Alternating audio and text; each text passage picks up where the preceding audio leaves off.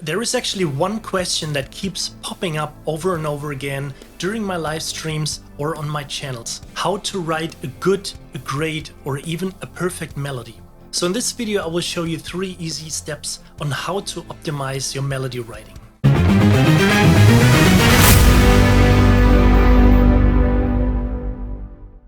Step 1. So in order to understand melody writing, you have to understand the human brain. The human brain tends to see or hear patterns everywhere. We see structures in clouds, we hear specific rhythms our dishwasher is making, or we even see faces on toasts. Now let's keep this concept of patterns in mind, and before we get into writing a melody, let's take a look at the next step first. Step number 2. To optimize our melody composing process a little bit, let's take a look on how we humans talk, or better, how we sound when we speak. Because almost 90% or very often we talk in a very specific pattern. Of course it can vary, but it sounds a little bit like this. We usually start telling something and then we head on with our story. And after that we talk about something else and finally come to an end. So to sum up what happened right now, I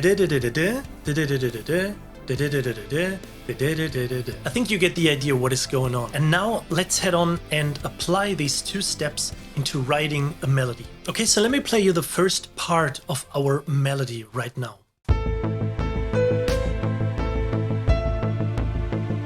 So without getting too much into music theory, because I want you to hear what is going on, we have this little pattern going on in our melody right now. Ba, ba, ba, ba, ba, ba. And it goes up towards the end a little bit and it sounds like a question. Let's head on and listen to the second part of our melody here.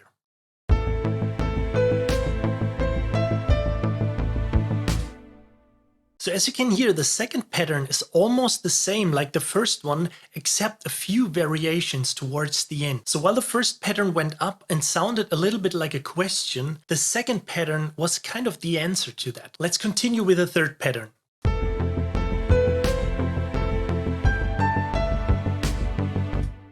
Again, the same rhythm as our very first pattern, except a few variations towards the end. Now let me play you the fourth pattern and bring our little melody to an end.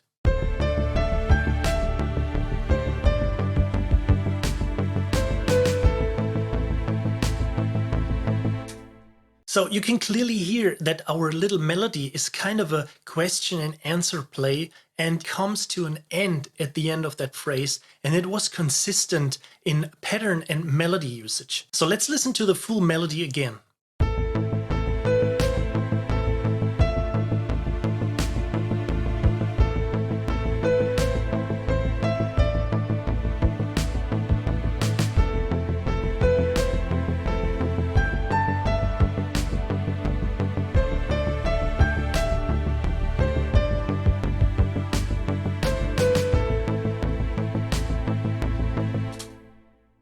So by following these steps about finding a pattern and thinking about how we humans talk, you can come up with some pretty cool ideas. And now let's head to the next step, step number 3. Okay, this is just a quick one, but you always have to be aware of the complexity of our melody. Simple is always better. So especially if you are writing music for a project, just keep in mind that you are not writing music for other composers. So just in case you got stuck or you can't recall your own melodies when taking a break, be aware that it has become probably a tad too complex or difficult to understand. So in case something like this happens, try to break down your melody and don't be afraid to get rid of a few notes. I really hope that this video helped you a little bit. Also keep in mind that this is not the only way on how to approach writing a melody. There are of course many variations possible, but they are all some sort of related to the concept of patterns and the way we humans talk. Just take a listen to your favorite tracks with that concept in mind, and things hopefully will become way more obvious. Okay, so I really hope you liked watching this quick video,